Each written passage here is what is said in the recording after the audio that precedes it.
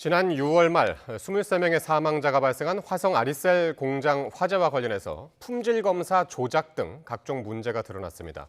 수사를 맡은 경찰과 노동부는 아리셀이 납품 지연으로 무리한 공정을 이어가다가 사고가 난 것으로 봤습니다. 표정우 기자가 보도합니다.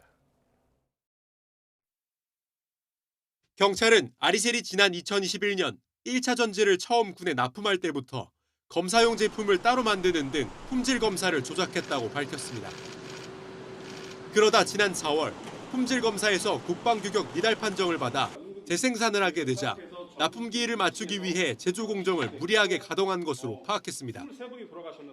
불합격된 4월분 물량을 재생산해야 했고 6월분 납기까지 다가오자 5월 10일부터 하루에 5,000개 생산이라는 목표를 설정하고 무리한 생산을 진행하기 시작했습니다. 이를 위해 사고 한 달 전에는 숙련되지 않은 직원 53명을 투입했습니다. 이후 기존 2% 수준이던 아리셀의 제품 불량률이 사고가 발생한 6월에는 6.5%까지 올랐습니다. 화재 발생 보름 전쯤부터는 발열전지 선별 작업을 중단하는 등 안전성 검증도 하지 않은 것으로 조사됐습니다.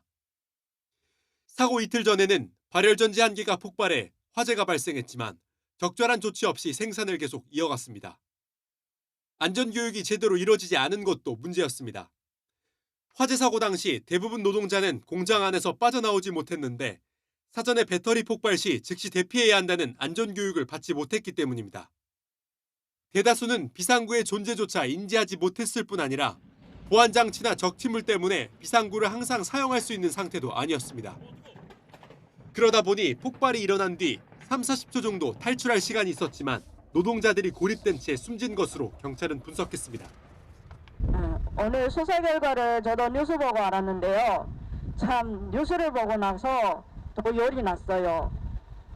우리 동생들이 여기에는 우리 소중한 가족들이 안 죽어도 될 것을 그들이 무방비로 죽었다는 거 아닙니까?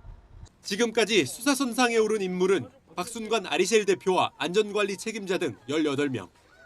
경찰과 노동부는 중대재해처벌법 위반 혐의를 받는 박 대표를 포함해 책임 소재가 큰 4명에 대해 구속영장을 신청했습니다.